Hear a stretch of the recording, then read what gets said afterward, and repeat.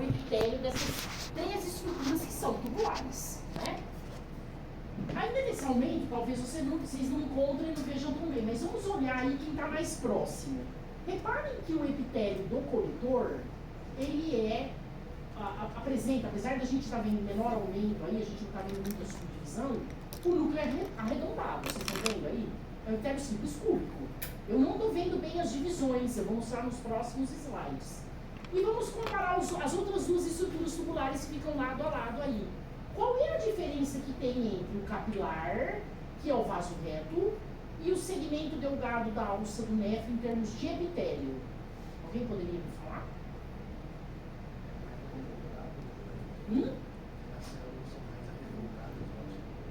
Na alça do néfron, na verdade, o segmento delgado da alça do néfron, né?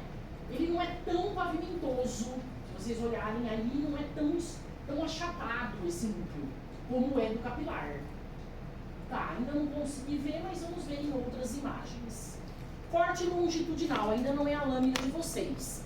Coletor, se a gente olhar aí, a gente começa a ver as divisões. O capilar e o segmento delgado. Pensem só agora, nesse momento, no segmento delgado. Reparem que ele é redondo. Corte longitudinal. Olha o corte transversal, segmento delgado, o núcleo não é tão pavimentoso quanto é o do capilar que está aí ao lado. Quando esse capilar tem sangue, fica mais fácil ainda, mas não necessariamente sempre vai ter sangue. Que estrutura é essa aqui, ó? O que ela lembra? O proximal.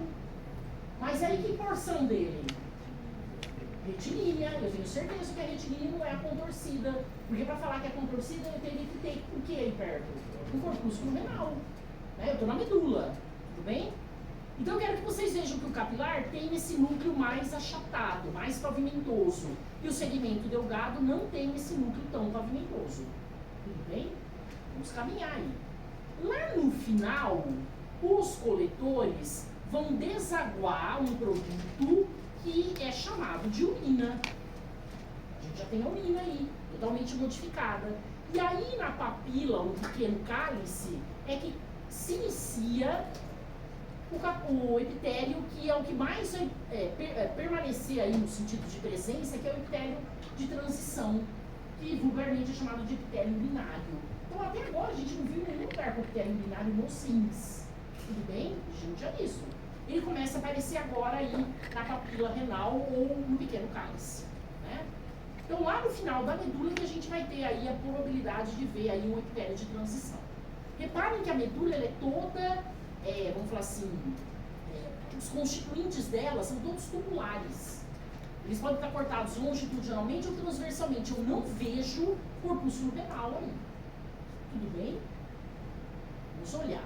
Lá no final, então, começa a ter um epitélio de transição. E todas essas estruturas que estão chegando aí cortadas transversalmente são coletores. E se a gente olhar, ainda está em pequeno aumento, eles vão ter a tendência de ter aquela interdigitação muito mais evidente do que nas outras células. Não está tão evidente aí, porque na verdade o objetivo aqui era mostrar ou chamar a atenção para o epitélio de transição. Tá. Só para resumir, o que o autor fez? Ele pegou o túbulo urinífero, vocês concordam que eu estou falando do túbulo urinífero aí? E colocou aí o esquema e como seria o corte da região do túbulo urinífero que a gente está se referindo. Então, em vermelho, não tem aí corte histológico dessa estrutura, que é o corpúsculo renal e o glomérulo. Tudo bem? Eu não estou vendo esse corte, porque a gente só está falando de túbulos renais. Tá, vamos seguir. O que está alaranjado com porção contorcida e retilínea é o proximal. A mesma cara ele vai ter no corte histológico, que é esse que está cortado aí, primeiramente no quadradinho alaranjado. Alguma dúvida que isso é a cara de um proximal? Né? Bem didático aí. Tá, então se eu olhar na porção contorcida ou se eu olhar na porção retilínea, a mesma cara. Vamos por segmento delgado da alça do néfro. Esse vai ser diferente. Em que sentido? O epitélio é simples cúbico, simples pavimentoso, mas ele não é tão pavimentoso. Por isso que ele está com essas bolinhas redondinhas aí que vocês estão vendo, o coletor. E eu tenho um capilar aí junto. Compare o capilar com ele aí lado a lado. Tudo bem? Esse é um capilar e esse é o segmento delgado da alça do néfron. Alguma dúvida? Hein, pessoal? Vou seguir para o próximo. A porção retilínea do distal ou a porção contorcida vão ter a mesma cara. É que elas moram em locais diferentes. E quando a gente olha no quadradinho em verde, ele está mostrando um distal cortado. Tudo bem? Que é aquilo que a gente já tinha visto anteriormente. E o coledor é esse último agora. Epitélio simples cúbico, também a divisão não está tão bem evidente, mas vocês vão ver nos cortes histológicos das lâminas que vocês têm aí para olhar. É muito evidente essa divisão. Né? Mas ele não é a cara de um proximal e ele não é a cara de um distal. Ok? E nem de um segmento delgado. Né? Tá, olha agora que eu quero que vocês prestem atenção. Quando o distal volta para a sua porção contorcida, ele toca o seu corpúsculo renal. Vocês estão vendo aí? E toca em que polo do corpúsculo renal? O urinário ou o vascular? O vascular, porque o urinário é aqui. Vocês concordam? E aí tem-se a origem do que é chamada mácula densa. Então, o que vem a ser a mácula densa? É uma modificação da parede do distal. Que modificação é essa? As células de um lado do distal, que é a que fica olhando para o corpúsculo, ficam mais altas. Dá pra gente ver isso? Perfeitamente. Eu vou mostrar para vocês. Então, para eu procurar a mácula densa no corte histológico, primeiro eu tenho que procurar um corpúsculo renal. E tenho que procurar um túbulo que tenha a cara de um distal. Obviamente, porque ele é distal. E tem que olhar um epitélio mais alto do que o resto. Porque ele é simples cúbico, não é? Que a gente viu. A tendência dele é ter muito citoplasma, que eu vou mostrar para vocês. Então, a mácula densa, mais o mesângio extraglomerular, vocês lembram dele? Mora no polo vascular. Não era isso que a gente tinha visto? Os dois, junto com mais um componente que eu vou falar já já, formam um aparelho justaglomerular. Tudo bem? Eu só falei de dois até agora, constituintes desse aparelho. Tá. O que o autor está mostrando aí? Um pouco da fisiologia do néfron. Ou, quando eu acrescentar ele ao tubo urinífero, do tubo urinífero. Não vou cobrar isso de vocês. O que eu vou cobrar é que vocês pensem no seguinte sentido. É a parte contorcida do proximal a que mais está associada às funções de reabsorção e secreção de várias coisas, que eu vou mostrar rapidamente. Mas eu não vou ficar cobrando cada coisa que acontece em cada região. Né? O que o autor mostrou de uma maneira bem resumida à esquerda? Que é no corpúsculo renal que ocorre a filtração, ou seja, o extravasado do plasma. Tudo bem? É na porção do proximal, 2 e 3, que basicamente vai acontecer a reabsorção e a secreção. E é basicamente lá no final do túbulo, na verdade a gente já está falando de coletor, que vai acontecer a excreção. Quando a gente fala em excreção, a gente já fala em urina. Tudo bem?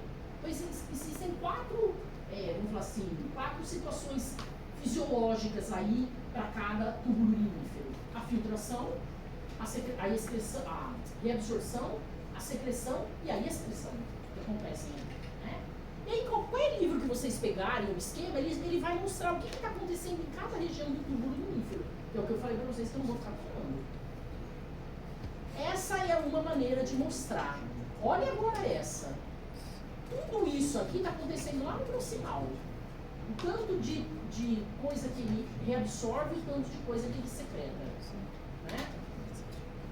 Pensando na água, também é no proximal que 65% da água é reabsorvida. Por quê? Porque aqui tem uma grande reabsorção de sódio. A água segue sempre o sódio. Né? Então, só para vocês verem, pensando em água, olha agora, é o proximal que mais está associado com isso, segmento delgado da alça do néfron um pouco, a porção contorcida do distal um pouco e o coletor um pouco sob ação do hormônio antidiurético. Mas é o proximal que sempre está fazendo uma maior reabsorção. Por isso que ele é mais comprido, por isso que ele tem borda estriada, por isso que ele tem mitocôndrias, para fazer transporte ativo de várias coisas, né? Essas várias coisas aqui a histologia vai cobrar, tá? A fisiologia vai cobrar. Tudo bem até aqui? Tá, a urina que a gente elimina é concentrada sob a ação do hormônio antidiurético. Quando ele não estiver atuando, a gente vai ter uma urina mais diluída, que é quando a gente bebe muito líquido, né? E aí a gente tem aí uma supressão da ação desse hormônio antidiurético, que antigamente era chamado de vasopressina. Esse hormônio ele é armazenado na neurohipófise e produzido por neurônios hipotalâmicos. Não é a neurohipófise produtora ou secretora dele. A gente vai ver isso na aula de sistema endócrino e também de sistema nervoso, né? Então esses núcleos que tem esses neurônios, são chamados supraóptico e paraventricular, não sei se vocês já ouviram falar, produzem dois neurônios, produzem dois hormônios. O que é um núcleo? Um conjunto de corpo de neurônio dentro da parte central. E esses neurônios são secretores de hormônios. E dois a gente tem aí, que é o hormônio antidiurético e a ocitocina. Já ouviram falar da ocitocina? Né? Que a gente vai falar em sistema genital feminino. Esses dois hormônios, que são neurosecreção, eles ficam armazenados na neurohipófise. E de lá eles são liberados, eles caem na corrente sanguínea e um deles atua aí nos rins, que é o hormônio antidiurético. Tudo bem? Não vou ficar falando da ação, muito dele, aí a fisiologia que vai tomar conta aí. Mas ele atua basicamente no coletor. Né? Tá, vamos voltar para a nossa lâmina de rim. Eu sei que é rim, órgão, rim. Qual é a região do órgão que eu estou vendo? Córtex. Posso falar parênquima cortical? Por que eu não posso só falar em parênquima cortical? Porque tem um estroma. Não é tudo é córtex, né? Estroma e parênquima. Alguma dúvida que isso seja a região do córtex? Todas essas estruturas tubulares que vocês estão vendo aí, ó, pertencem a quem? Eu tenho certeza, eu posso falar. As porções contorcidas de quem? Do proximal e do distal. Tudo bem? Não existe aí, nesse caso, coletor, porque eu não estou vendo raio medular. Não existe aí, que mais? As porções retilíneas do proximal e do distal, que eu não vejo raio medular e não é pirâmide. E não, nunca, jamais vai existir segmento delgado. Tudo bem? Se eu procurar nesse estroma um capilar e achar, como que chama esse capilar mesmo? Peritubular. Lembram disso? Tudo bem? O nome dele é capilar peritubular, né? E outro capilar que mora aí é o glomérulo, que mora dentro do corpúsculo renal. Tudo isso aqui é glomérulo. Tudo bem? Tá, mas por que eu usei isso? Primeiro para mostrar, deixa eu apagar um pouquinho a luz. Essas estruturas tubulares aí que estão marcadas pelos asteriscos aí presentes. Eu quero que vocês me falem se é uma estrutura tubular bem corada ou menos corada. Menos ou mais? Menos. Tudo isso é distal. Mas se vocês olharem no resto, quem manda aí no pedaço? O proximal. Pelo tamanho dele, o comprimento dele, lembra que a gente falou, né? Circundei aí um corpúsculo renal, mas tem outros, dá pra gente contar aí. Tudo bem? E agora, olha onde eu vou colocar a seta. Entre duas estruturas tubulares, vamos começar com essa aqui, ó. Quem eu tenho à esquerda e quem eu tenho à direita aqui? Quem está à direita e quem está à esquerda, nessa primeira seta aqui, ó. À direita, proximal. À esquerda, distal. Vamos para de baixo. Agora aqui de baixo. Quem está à direita e quem está à esquerda? À esquerda, distal. À direita, proximal. E o próximo? À esquerda, proximal. À direita, distal. Então dá para a gente ver perfeitamente. Tudo bem? Não tem dúvida de ver quem é distal e quem é proximal. Ok, pessoal? Qual é essa lâmina? A que está ali na bandeja, que era a antiga lâmina da caixa de vocês. Ah, mas eu não consigo ver isso na lâmina que está na caixa? Consegue? Mas eu sugiro que vocês olhem a outra lâmina também. Tudo bem até aqui? É, espaço entre os tubos. Ok? Tá, vamos seguir. Olha agora. Órgão e região do órgão. Vocês não viram nada parecido com isso? Isso é rim. E quando eu olho essa estrutura aqui, ó, ou essa, o que a gente vê aí em detalhe? Hein? Ele é um epitélio simples cúbico, e o que existe entre as células? Uma separação muito evidente, que se a gente levar isso para a microscopia eletrônica, isso é interdigitação. E quem é que caracteriza mesmo que tem interdigitação? O coletor. Então isso pode ser um raio medular, porque o coletor mora no raio medular, né? Medula, ou pirâmide medular. Tudo bem que eu tinha falado? Então nós temos aí coletores, ok? Vamos ver o que mais a gente acha. Por exemplo, essa estrutura aqui, ó. Vou passar a ponteira na luz dela. Vou passar aí perto de vocês. Essa estrutura aqui, ó. Ou essa aqui, ó, perto de vocês. É uma luz cujo epitélio é uma camada de células só, mas essas células são bem pavimentosas? Não. Como que eu chamo mesmo isso aqui? Segmento delgado da alça do néfron. Se eu estou vendo o segmento delgado da alça do néfron, não pode ser raio medular. Isso aí é pirâmide medular. Alguém consegue achar algum mais? Por exemplo, esse aqui, ó. É outro. Tem outro aqui, ó. Se a gente for olhar. Então, não é difícil. Agora eu vou apontar outro. E esse é igual? Esse é igual? Aquele é igual? Quem tem um núcleo mais arredondado? Esse que eu estou apontando ou esse anteriormente? O anterior? Então isso aqui é vaso reto. Eu vou pôr agora as denominações, ok? Coletor, que a gente já tinha visto, segmento delgado, que tem pelo menos 2 aí, e agora vasos retos. Eu tenho tanto em cima quanto aqui embaixo. Comparem lado a lado um com o outro. Tudo bem? Um é mais pavimentoso, o outro é mais arredondado. Dá pra gente ver isso aí. E aí eu tenho certeza, estou vendo o coletor rindo. Mas o coletor pode morar no raio medular ou na pirâmide medular. Mas se eu vi segmento delgado, só pode ser pirâmide. Tudo bem, pessoal? Pois não. Tipo, as interpretações são bem as mesmas velocidades? Não. Se eu botar uma... Não, no sentido de se eu botar uma seta, eu não posso falar que é isso que você está no período. Não, interdigitação é quando a lateral de uma célula entra na lateral de outra célula. Microvilosidade é projeção do citoplasma empurrando a membrana. Não, no sentido de, tipo, se você pergunta ali, sei lá, no intestino, eu vou falar que a borda é estriada porque na microscopia de luz você não pode falar que tem. Mas o proximal também tem borda estriada. Então, mas você fala que é, tipo, se você botar uma seta, fala que é interdigitação ou só separação?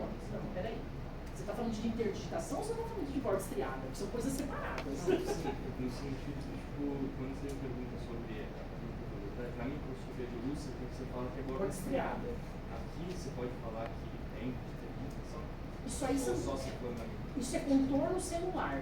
contorno celular? E por que eu vejo esses limites ou esses contornos bem evidentes? Porque quando eu levo para a eletrônica são interdigitações. Eu entendi sua pergunta.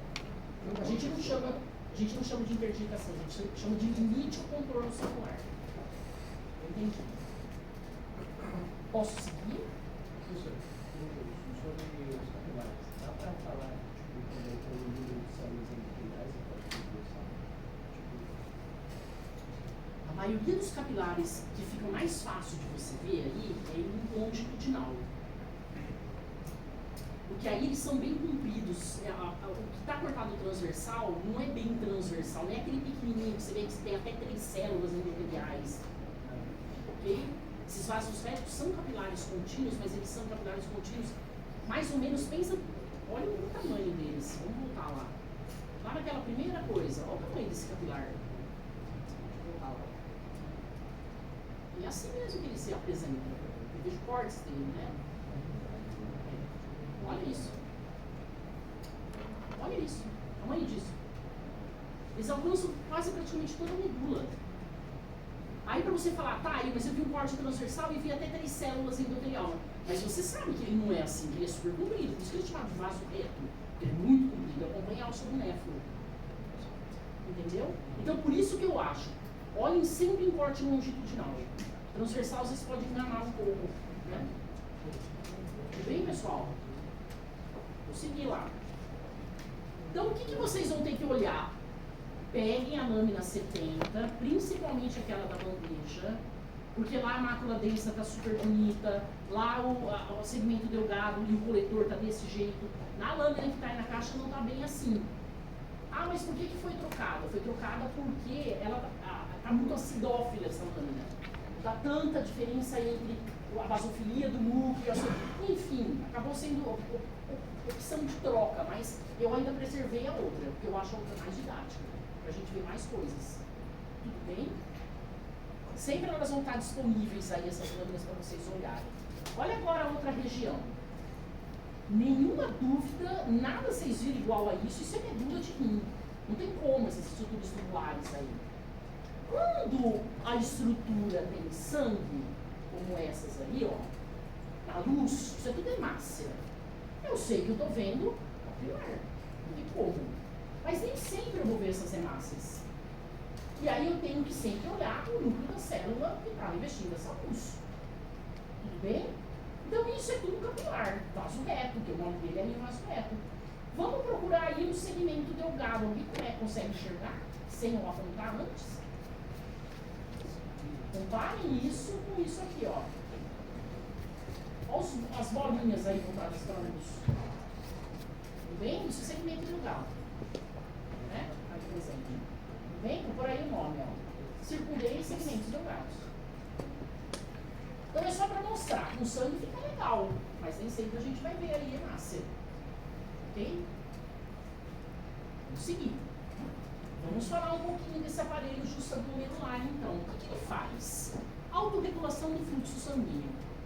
Toda vez que esse fluxo de sangue que chega aí forma um filtrado, quando ele chegar lá no distal, o distal que tem a mácula densa, ver que esse filtrado ou não chegou na quantidade ideal, com aquela pressão, ou não chegou com a osmolaridade certa, por exemplo, baixa de sódio. Ele detecta isso. A mácula densa serve para isso, para detectar osmolaridade e quantidade de filtrado que chega aí. Então a gente fala que essas células da mácula densa são osmorreceptoras e mecanorreceptoras também, eles sentem a quantidade, a pressão. Tudo bem? Quem era a mácula densa mesmo? Quem são essas células aqui, ó? Distal. Então eu tenho que procurar um túbulo perto do corpúsculo renal, polo vascular, que tenha a cor mais clara ou mais escura? Mais clara. A luz mais limpa ou mais fechada por causa da porta estriada? Mais limpa. E reparem que é um pedaço dele, o pedaço que fica voltado para o polo vascular é que ele vai estar mais alto. Essa é a mácula densa. Então a mácula densa é uma modificação da parede do distal.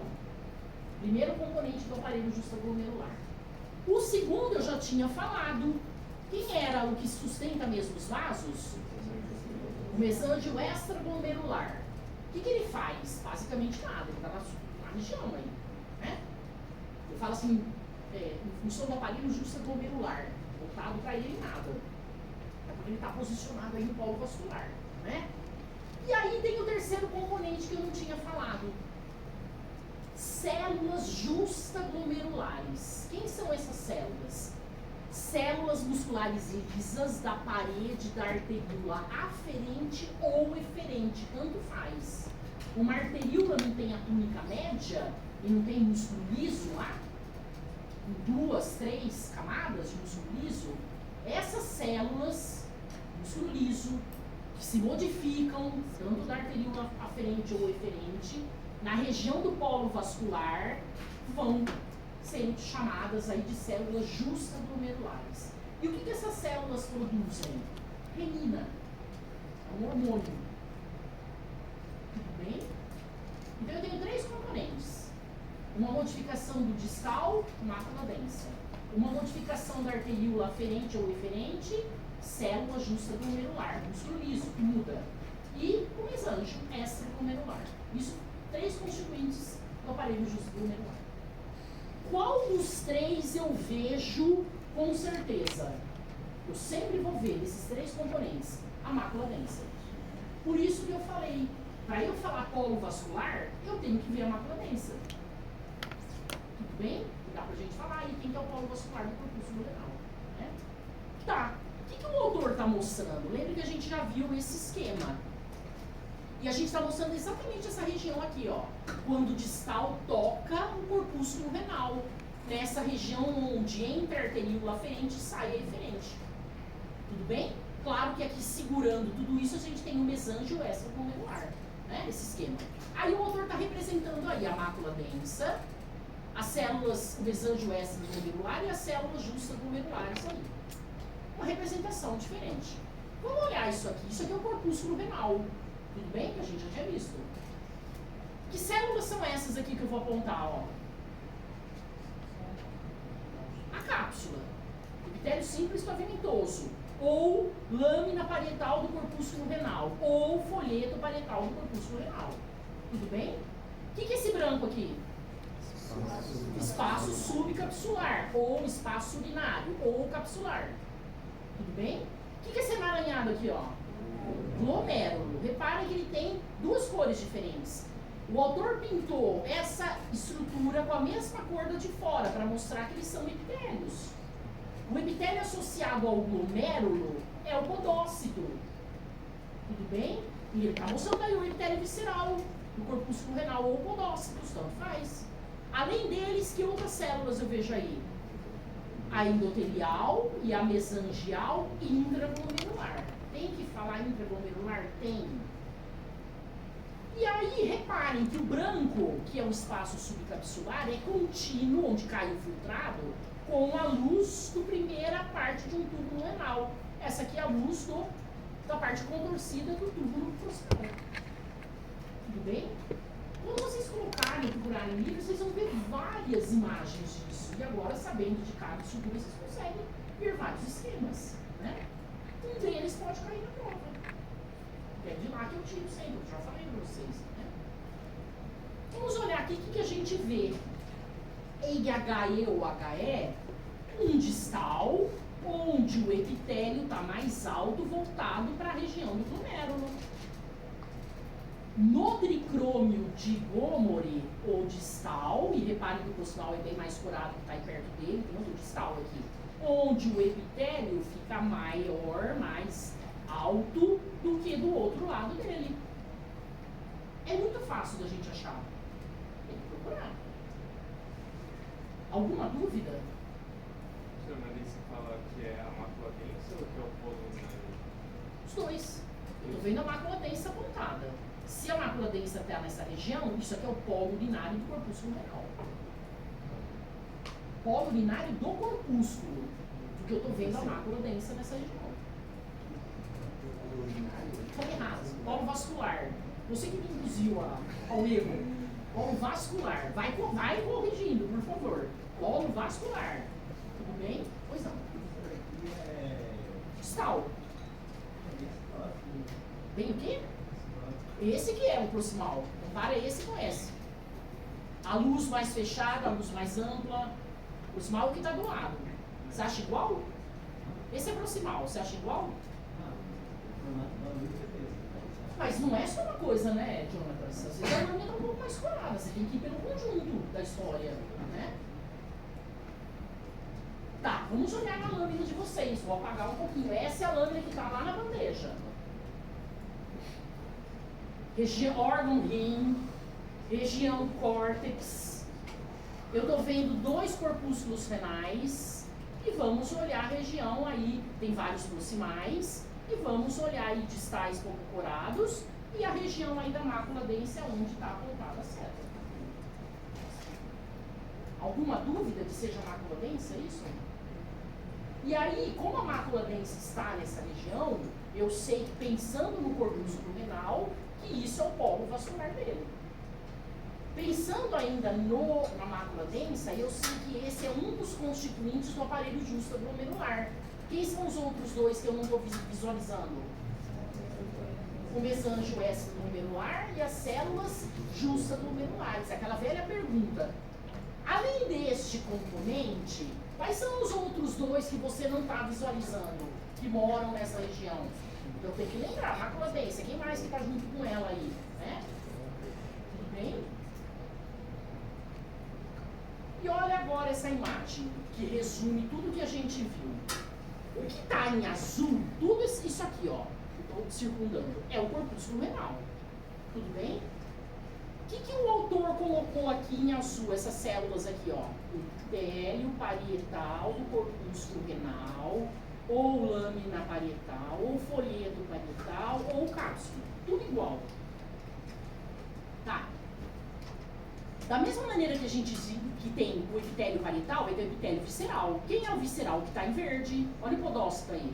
E o que são esses cabelinhos aqui, ó, que eu estou apontando em volta do capilar? Os prolongamentos deles. Como que eu chamo mesmo esses prolongamentos? Pedicelos.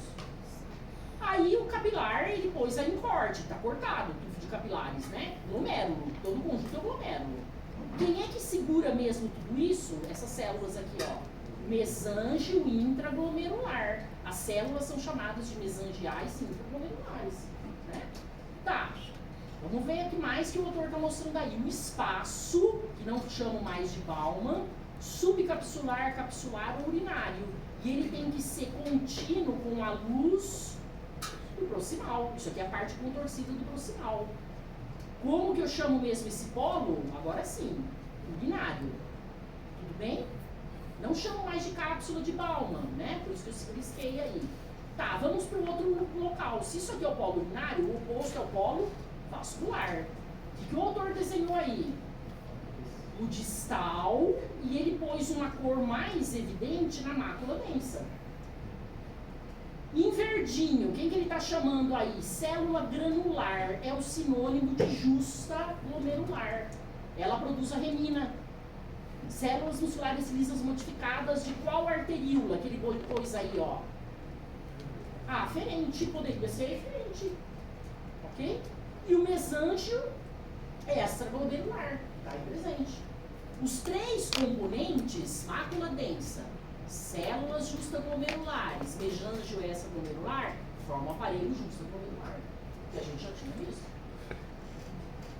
Alguma dúvida? Pois não. A mácula densa são só as células proliferadas ou todo o distal? A mácula densa é uma modificação da parede do distal. Só essa região aqui é a mácula densa. Só as células mais altas. Só as mais altas. Tudo bem, pessoal? Qual que é a diferença do aparelho justaglomerular e do polo vascular? O aparelho justaglomerular fica voltado para o polo vascular. O polo vascular é onde entra a arteríola e sai a arteríola. Se um constituinte é a célula modificada muscular da arteríola, ele fica nessa região. Entendeu? Um dos constituintes do aparelho é a célula justaglomerular, e ela é da parede da arteríola. A arteríola está no polo vascular. Ele fica na região do polo vascular, o aparelho. E do lado oposto, o polo urinário. Tudo bem? Posso seguir?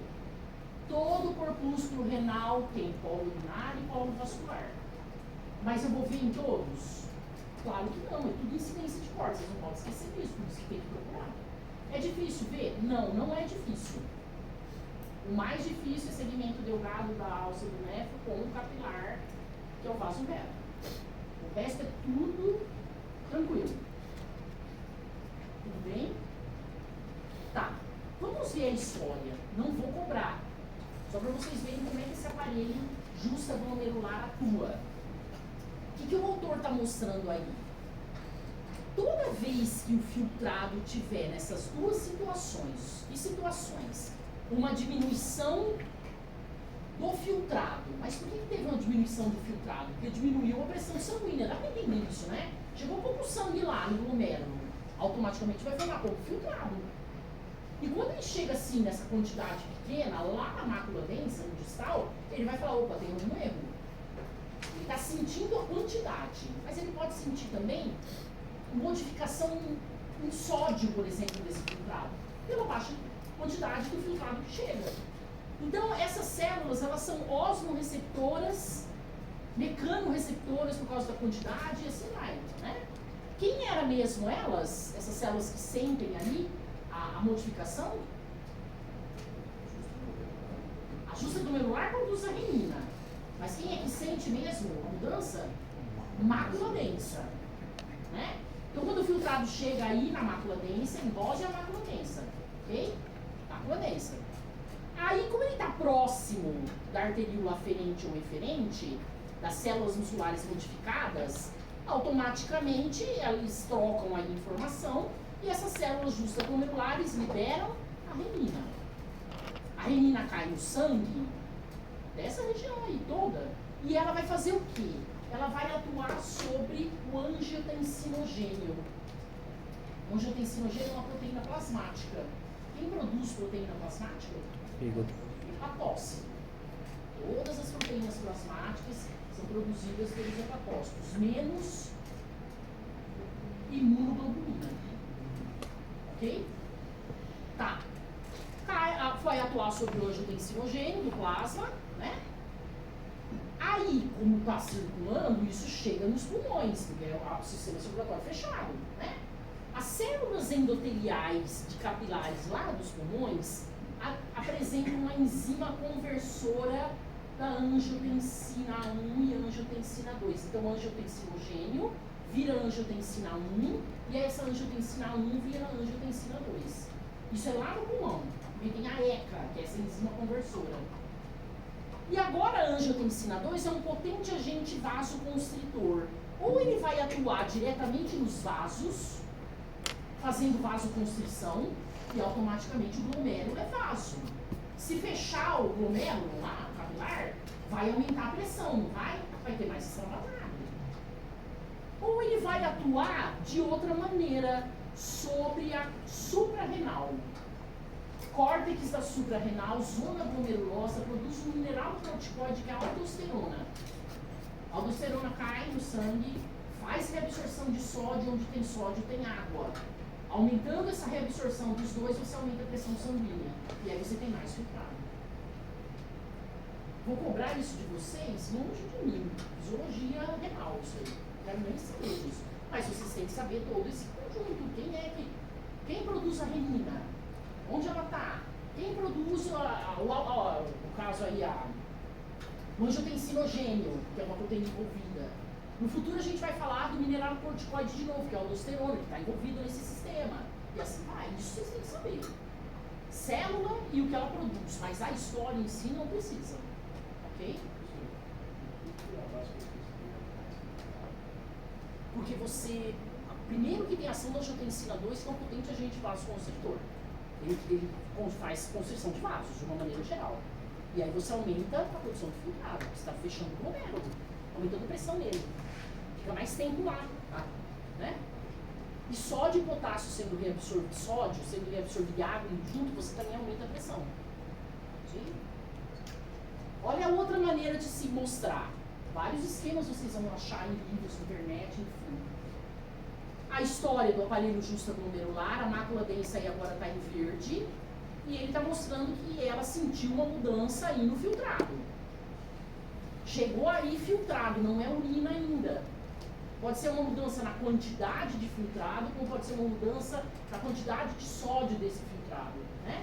Tá, ela sentiu, avisa a célula justaglomerular a liberar a renina. A renina vai fazer o quê? Cai no sangue. E ela vai atuar numa proteína produzida, plasmática produzida no fígado. Hepatócito.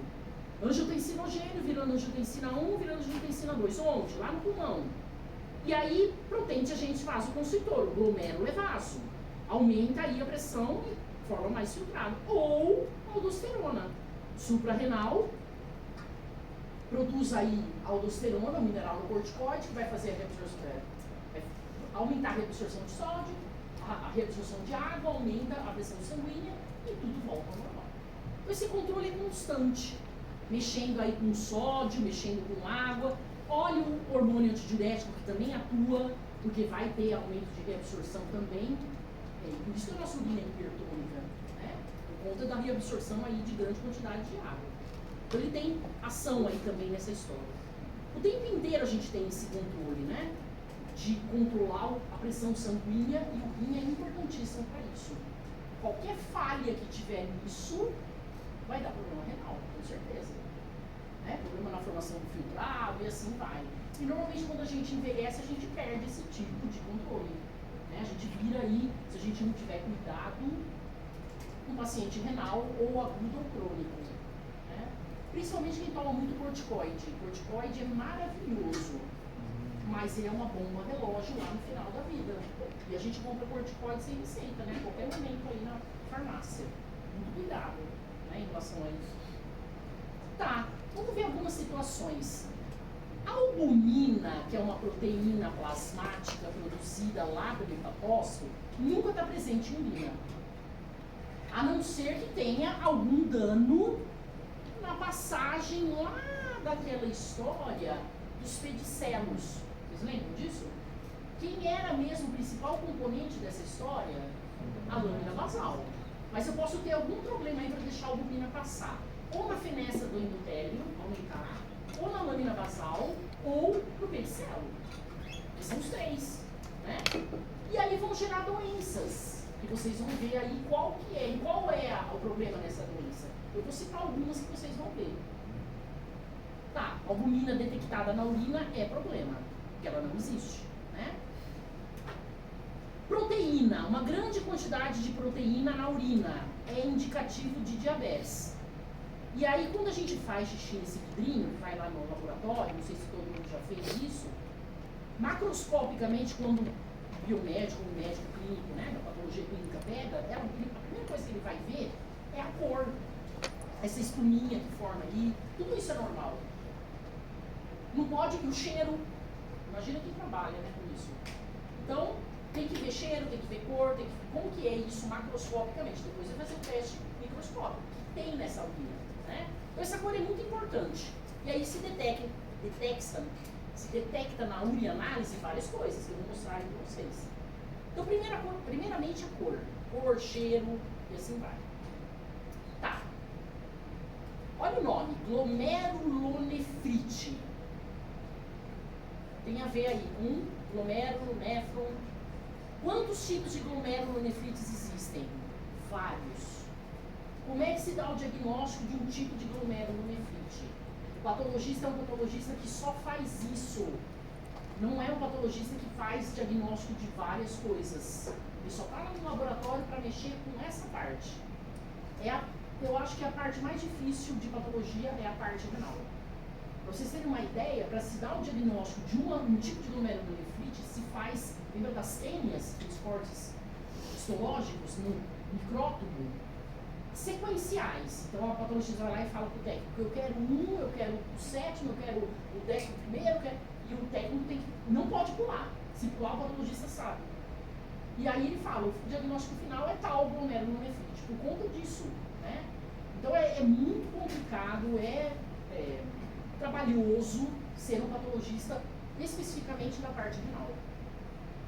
Aqui vocês vão conhecer a pessoa que faz isso em breve lá no curso de patologia. Tá. Olha essa situação, nefrose lipoide. Não quero saber da doença. Isso é o normal. O que são esses verdinhos? O que eles estão representando? Isso é o capilar fenestrado. Isso aqui é a lâmina basal. O que seriam esses verdinhos aí, ó? Podócitos, pedicelos. O podócito a gente não vê, só viu o pezinho dele chegando aí. Olha agora nessa situação dessa nefrose lipoide, o que mudou? O pedicelo e a lâmina basal. Vocês concordam? O capilar continua igual. E aí nessa situação ele está mostrando que a albumina sai em grande quantidade. Tem fusão de pedicelo, tem lâmina basal que diminui a sua espessura, e assim vai. Às vezes tem a lâmina basal que aumenta a sua espessura, tem várias situações que vocês vão ver tudo lá na patologia. Né? E esse tipo de diabetes, que não é améritos, tipo 1, tipo 2, a gente vai ver na aula de tanto o sistema nervoso, mas mais de endócrino. É quando aquele neurônio secretor que mora lá nos núcleos hipotalâmicos não produzem hormônio antidiurético. É alguma lesão aí no neurônio ou na liberação desse ADH pela neurohipófise, alguma coisa. E aí falta o hormônio antidiurético. A pessoa bebe muita água. Diabetes do tipo 1 e do tipo 2 também. Mas esse aqui é muito mais. A gente vai voltar a falar aí. Só para a gente finalizar, porque agora é muito mais fácil, no sentido de parede, de ureter e bexiga, vamos entrar nessas estruturas. O que era que mudava mesmo? Músculo liso. Tudo bem? Então os dois vão ter uma membrana mucosa. Tudo bem? Quem é o epitélio aí do ureter e da bexiga? Transição. Igual. Se é uma membrana mucosa, o que eu tenho embaixo desse epitélio de transição? Lâmina própria. Tudo bem? Não tem submucosa aí, não tem... bom, eu vou falar um pouquinho. Não tem submucosa. Tudo bem? Tá. Depois, em seguida, quem que vem aí? Músculo liso. Ok? No ureter, helicoidal de passo longo, mais interna, passo curto, mais externa. E na bexiga, plexiforme ao arranjo. E depois, a terceira camada, uma adventícia. Predominantemente adventícia. Pode ser que algumas regiões eu tenha um mesotélio e aí a gente fala que a gente tem um pedaço de serosa. O que eu vou falar? Eu vou falar. Ainda não tem livros, mas o pessoal que trabalha com patologia renal já fala da presença da muscular da mucosa na bexiga. Não tem submucosa, mas tem os 3 componentes da membrana mucosa igual o digestório. Então aquela história de falar assim, o roteiro de aula prática de vocês tem, tá? No tutorial, leiam lá. Aquela história de falar que muscular da mucosa é exclusiva de tubo digestório, não é mais bem assim. Renal também tem, ok? Só como uma curiosidade, não vou cobrar isso em prova, mas olhem lá na descrição. Tá, a gente está entrando então, saindo dos rins e indo para a bexiga. Reparem aí que eu tenho 2 ureteres. Então tem pessoas que têm mudanças anatômicas, modificações anatômicas. Pode ter 2 ureteres, pode ter 3 rins. Então, essas modificações são comuns, né? Que a gente vê aí no dia a dia. Tá, vamos seguir. A parede do ureter, então, tem 3 camadas, que o autor está mostrando aí, tanto em corte transversal quanto longitudinal. O epitélio de transição, a lâmina própria, depois vem as musculares, a helicoidal de passo longo e passo curto e a adventícia, predominantemente. Agora é o que é o X. Se eu fizer um corte transversal do ureter, como é que vai estar a história da helicoidal de passo curto e passo longo? Como é que eu via no intestino mesmo, para eu saber a incidência de corte? Era mais externa, passo longo, não era? Se ela tivesse cortada transversal, transversal. Se ela tivesse cortada longitudinal, longitudinal. Aqui é a mesma história. Só que ela está mais interna. E vocês vão ver que o corte transversal que vocês têm aí para olhar, ela está cortada transversal. Tudo bem? Então é a mais interna que vocês vão olhar agora, porque é a helicoidal de passo longo, ela está invertida aí. Ela vai estar cortada transversal, ok? Tá. Ele tem aí um pequeno, quase o tamanho de uma régua, né, de 30 centímetros, e a função básica dele é conduzir a urina. Peristaltismo. Por isso que eu tenho helicoidal aí de passo longo e passo curto. Por que passo longo primeiro? Para impedir o refluxo. Primeiro diminui o comprimento, depois diminui a luz. Outra coisa que impede o refluxo, a entrada, o ângulo que o ureter entra na bexiga. É outra coisa que impede o refluxo urinário de volta para os rins. Então é a entrada, né, o ponto que ele insere na bexiga tem um certo ângulo aí, que eu não sei falar, e também essa inversão das helicoidais. Tudo bem? Não é da lâmina de vocês. Corte de ureter HE, o HE tricrômio, que agora aí a parede com mais detalhe no sentido de ser o epitélio de transição, a lâmina própria, a muscular organizada em camadas, 2 e a adventícia. Aí resta ver aqui, se a gente olhar e a helicoidal de passo longo, que é mais interna, tiver cortada longitudinal, o corte é longitudinal, é a mesma história, só que ela é mais interna. Lá no final do ureter, perto da bexiga, como a bexiga vai ter mais camadas de tecido muscular, pode aparecer uma camada extra de músculo liso, lá no finalzinho dele, início da bexiga, na entrada dele, da bexiga. Mas a lâmina de vocês não tem isso, ela tem 2 camadas, ok? E aí essa é a lâmina. Repare que a adventícia ela é rica em adipócitos, mas isso não muda nada, né? Vamos olhar em maior aumento. Então nós temos aí a primeira camada, que é o epitélio mais a lâmina própria, um seria a mucosa. O número 2 tem as duas camadas aí, a helicoidal de passo longo e a helicoidal de passo curto mais externa. E finalmente a terceira, tudo isso aí é adventícia. A helicoidal de passo longo, vocês vão ver grupinhos dela cortada transversal, ok? Bem tranquilo. Eu pus aí um tracejado separando a mucosa da muscular e depois a gente teria a adventícia. Reparem que nessa adventícia a gente tem vasos, pode encontrar nervos aí. Isso é vão arterial, isso é vão venoso, bem distinto aí. De novo aí uma outra região, estou passeando aí, eu vou pôr aí de novo tracejado em mucosa, muscular e adventícia. Nesse aumento, a gente está vendo mais a externa, que é a helicoidal de passo curto, cortada longitudinal. A helicoidal de passo longo, cortada transversal, ela está em grupos. Por isso que nesse aumento a gente não está enxergando, mas vocês vão ver no microscópio. Ok? Vamos para a bexiga urinária. Pois não. Professor, tem uma justificativa porque não tem submucosa? Parede formada por 3 camadas. Tá. É que a gente sempre pensa naquela parede do intestino com as 4, né? Uhum. Aí não tem. Ok? Tá. Vai que controlando por estadismo, Não. Da parte entérica, não. Aí eu te pergunto quem controla. Acude. Quem mais? Músculo liso. Como que é a inervação de músculo liso e cardíaco? Parte autônoma, simpática e parasimpática. eu quero que vai dar na adventista do quarto. Sim. Mas é músculo liso, né? Pensa, é que aquilo lá no tubo digestório, eu tenho a inervação extrínseca, que é a parte entérica, a parte autônoma, simpática e parasimpática. E a intrínseca, aqui não existe a intrínseca. Isso é exclusivo de tubo digestório. Tudo bem? Obrigada. Boa pergunta.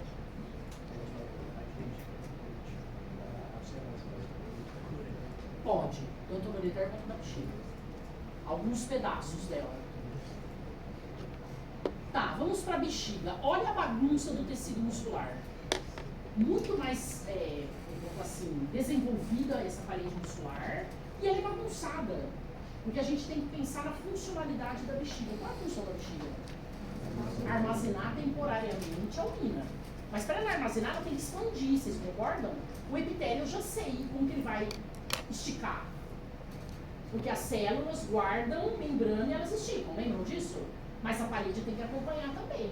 Então, além de eu ter essa musculatura toda em arranjo plexiforme, que a gente fala em todas as direções, eu ainda tenho que ter mais um componente. Quem é ele? O conjuntivo. Material elástico. Né? E aí nós temos o material elástico em fibra. Não é em lamela, não é em rede. Lamela é de aorta, lembram disso? Rede é a cartilagem elástica, né? Aí é em fibra. E as cabeças de seta estão mostrando aí o material elástico em fibra. E só para lembrar, alguns pedacinhos da bexiga e ureter podem ter mesotélio. E aí onde tiver mesotélio eu tenho serosa. Mas ela é predominantemente adventícia. Por que isso? É do desenvolvimento embrionário e fetal que alguns pedaços parecem que moram dentro de cavidade e outros não. Então tem aí a serosa. Né? Não sei falar o porquê. Talvez a anatomia já tenha explicado, a embriologia vai explicar e assim vai. Isso é uma bexiga de roedor, não é humana. Só para voltar, só um pouquinho. Reparem na luz. E vamos voltar na luz do ureter que vocês têm também na luz do ureter aí.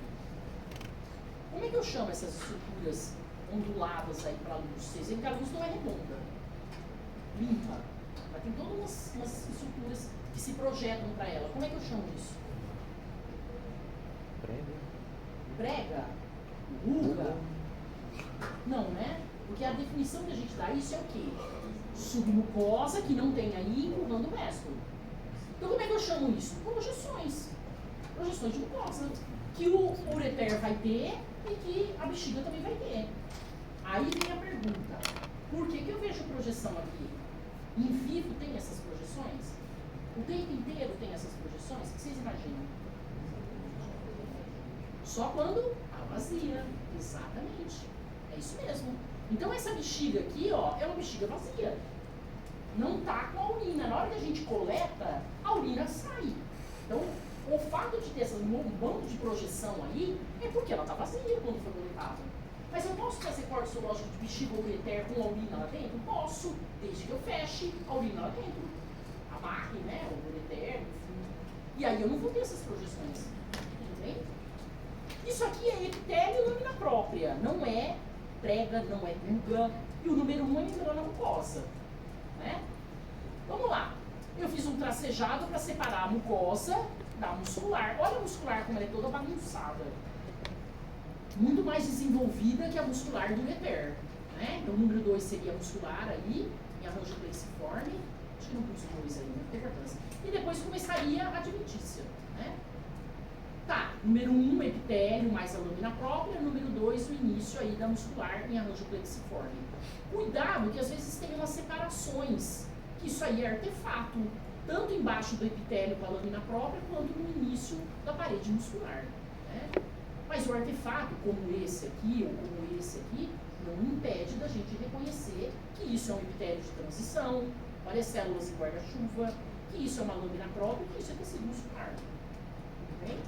Viu o epitélio de transição? Vai suspeitar, ou isso é ureter, ou isso é bexiga. Mas qual? Vamos olhar na musculatura. Né? Tá, olha a bagunça da musculatura, cidade esquelética, lisa, falei errado. E de novo, como foi perguntado, parte autônoma, que manda isso aí, simpático e parasimpático. Não tenho representante complexo mientérico, submucor, nada disso aí. Né? Tá, tô na musculatura e lá no final, olha lá, tem regiões que tem mesotélio. Ela é predominantemente adventícia, mas eu posso ter núcleo de célula mesotelial. Tá, mas é predominantemente adventícia. Falar em uretra. Vamos falar assim, que uretras que nós temos lâminas para a gente poder falar? A parte masculina, a parte feminina a gente não tem. Então, os próximos assuntos que serão sistema genital, eu acho que é genital, né? No masculino a gente vai ver uretra, no feminino não, né? Porque não existe a lâmina. Qual é a grande diferença? A uretra masculina ela tem 3 partes e ela é muito mais comprida do que a uretra feminina. Isso faz com que o indivíduo do sexo feminino tenha mais tendência a ter infecções urinárias pelo próprio tamanho dessa uretra. Né?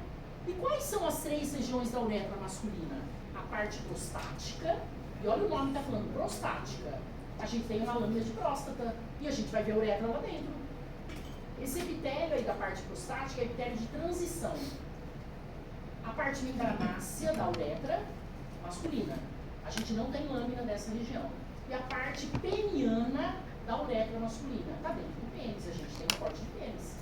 Então a gente vai ver 2 uretras aí, 2 partes, né? 2 uretras não, 2 partes. A prostática e a peniana. Tudo bem?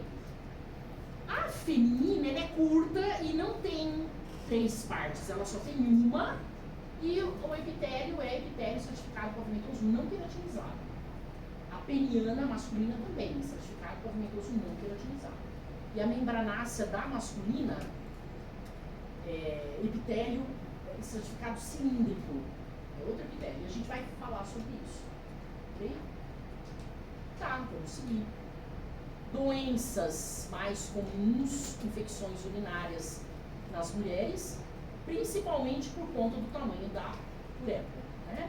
E a primeira coisa que se sente quando se suspeita aí dessa infecção urinária é a sensação de queimação na hora que vai fazer a micção. A gente não dá muita importância para a infecção urinária. Tanto que vai lá no balcão da farmácia ou leva um atestado que consegue com um amigo, compra um antibiótico, que às vezes não é o melhor antibiótico, e aí você fica com essas infecções recorrentes. Mulheres morrem de sepse por infecção urinária. Então tem que ter muito cuidado. Conheço várias. Né? Então cuidado com isso, de ficar se automedicando. Né? Incontinência urinária. Como que é isso? Não conseguir segurar o xixi, principalmente controle voluntário. Porque a gente tem um esfincter que controla voluntariamente isso. como é que acontece essa incontinência? À medida que a gente envelhece, tanto o indivíduo do sexo feminino quanto do masculino pode ter incontinência urinária. E aí passa a usar fralda. Não é legal.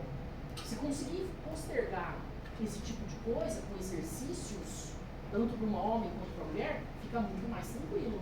Né? Exercícios, por exemplo, que sustentam o assoalho pélvico dos adultos. E mulher sofre muito mais com isso. Né? Então, quando ela vai tossir, quando ela vai espirrar, rir, ela faz xixi. Difícil, né? Enfim. Tá, crianças também têm incontinência urinária, mas qual é o problema? Ainda não tem o controle regular desse esfíncter, que é musculatura esquelética. Até ele atingir essa maturidade, ele deixa de usar fralda. É por conta disso. Né? Pode acontecer algum problema em lesão de nervo no adulto que dá essa incontinência urinária, mas geralmente é por conta disso. Perda da flexibilidade da bexiga, danos nesse esfíncter, assoalho pélvico fraco, por isso que existem exercícios, fisioterapia, pilates, é muito bom, principalmente para as meninas, né, em relação a isso. Diurético. O que todo diurético faz? Aumenta o fluxo de urina. E eles mexem aonde? Em sódio. Lembra que onde o sódio sai, a água acompanha. Por isso que faz um monte de xixi. Tudo bem? Quais são os tipos de diuréticos? Pelo menos 4 tipos. E eles vão atuar ou no processo de filtração ou no processo de reabsorção. Olha a quantidade de diurético que tem. O número 1 está atuando no proximal, porção contorcida. O número 2 na porção retilínea. O número 3 na porção ascendente retilínea do distal. O número 4 na porção contorcida do distal. Ou seja, tem vários tipos de diuréticos aí. Quem é que vai escolher o melhor diurético? O médico, para aquela situação daquela pessoa. Em toda a história geral clínica dela. Né? Então é aquela velha história, toma o diurético que você está inchando. Qualquer diurético. Não é qualquer diurético. Né? Isso aqui é do Kirzenbaum e ele fala de vários diuréticos aí presentes. Sempre para aumentar a excreção de sódio e ou com isso, né, inibe a sua absorção e com isso a água vai embora junto do sódio. Né? Urianálise, que é o exame de urina onde você vê a urina normal. Não pode ter proteína e não pode ter sangue nessa urina. Pode ter o quê? Qualquer coisa que não foi reabsorvida, como ureia, que foi secretada, creatinina, ácido úrico, e assim vai. Hormônios, às vezes antibiótico que a gente toma, penicilina, pode estar na urina, né? Mas não pode nunca ter proteína e sangue lá. Mas tem algumas situações que isso pode aparecer. Até treino físico pesado pode aparecer proteína e sangue na urina. A pessoa acaba de treinar na academia e vai tirar, vai fazer um exame de urina. E aí vê e fica assustado, achando que tem algum problema renal. E não é. Né? Então tem que ter cuidado aí. Algumas coisas podem levar aí a esse aparecimento. Né? Tá. A cor da urina normal é até o 4. O indivíduo está hidratado. Do 4 em diante, 5, 6, 7, o indivíduo está desidratado. Ou ficou muito tempo segurando a urina. O cheiro muda, né? E aí é um alerta para avós, vocês, os pais, nem tanto os pais jovens aí, né? Eu acredito, né? De pensar aí em cor de urina. E pensar em forçar essa pessoa a tomar água. Muita água. Os velhinhos esquecem de tomar água. E por isso tem problema de infecções urinárias recorrentes. É isso que quando a gente põe aquele vidrinho lá que eu mostrei inicialmente, eles vão olhar macroscopicamente a cor. Né?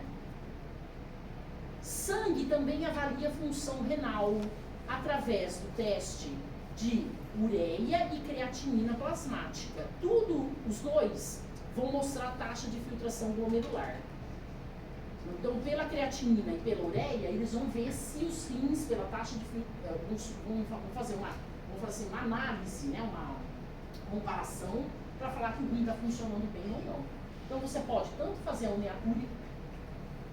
urianálise, urina, quanto sangue, para fazer teste de função renal. Né? E tem um valor de referência deles aí. Tá. A pessoa entra em insuficiência renal, uma das coisas que ela pode fazer é diálise, ou hemodiálise. O que esse aparelho vai fazer? O que os rins dela não fazem. Só que ela dura por muito tempo fazendo isso? Não. Isso aí é um paliativo, né? Se a coisa permanecer, ela vai ser encaminhada para um transplante, com certeza. E agora, com a idade, quais são mudanças anatômicas que podem acontecer? Os rins encolhem, os néfros diminuem em número, e automaticamente, se eu tenho uma diminuição disso, eu vou ter o quê? Uma urina que não é a quantidade normal, a excreção não é normal, e aí a gente começa a ter coisas tóxicas no corpo, né? Então isso aí acontece normalmente, a diminuição da função renal. O fluxo sanguíneo reduzido, né? Também se o fluxo sanguíneo está reduzido, o filtrado glomerular vai estar reduzido, que a gente já sabe, né? O que mais? A pessoa passa a ter doenças comuns de envelhecimento, como, por exemplo, infecções urinárias recorrentes, como, por exemplo, levantar à noite para fazer xixi, e assim vai. Né? Tem várias aí que vocês vão ver. Tudo bem? E a gente finaliza basicamente aí, né? Cálculos renais, cálculos no ureter, cálculos na bexiga são muito comuns. Por que a pessoa tem essas pedras, né? Que não se sabe. Se soubesse, não teria mais a existência desses cálculos. A facilidade para o homem é que você pode fazer a destruição dessa pedra. Tem uma técnica que faz isso. Animais não tem isso, né? Então é mais difícil. Então tem essa outra situação aí também. E cânceres. Se a gente for pensar que o rim é praticamente epitélio, a maioria da origem dos cânceres é de epitélio. Por que eu falo isso? Porque a gente vai fazer, lembra de imunocitoquímica, e geralmente a gente vai ver filamento intermediário. Lembram disso que a gente sempre fala, né? Mas eu não posso ter um sarcoma renal, que é do conjuntivo? Posso, mas é muito mais comum adenocarcinoma. O carcinoma, né? Tudo bem? Que vocês vão ver lá na patologia também. Isso aqui é um rim quase sadio e esse aqui é o tumor, né? E a gente finaliza aqui. 10/5, 3 lâminas, ureter e bexiga tranquilo. Eu acho que vocês deveriam optar para olhar os rins. Principalmente aquela lâmina que está ali na bandeja, para vocês acharem que a gente explorou na lâmina. O que é região cortical, o que é medular, quais são as partes do néfro que moram na cortical, quais são as partes que moram na medular, o raio medular, tudo aquilo que a gente falou. Qual é o pior aí? O segmento delgado da alça do néfro, ou o capilar. Tudo bem? Quer perguntar? Professor, quando eu quero desenhar a lâmina, eu pego mais para mostrar a altura da medula e forma Eu acho que eu coloquei lá no. tem lá no. Está lá no roteiro. O que eu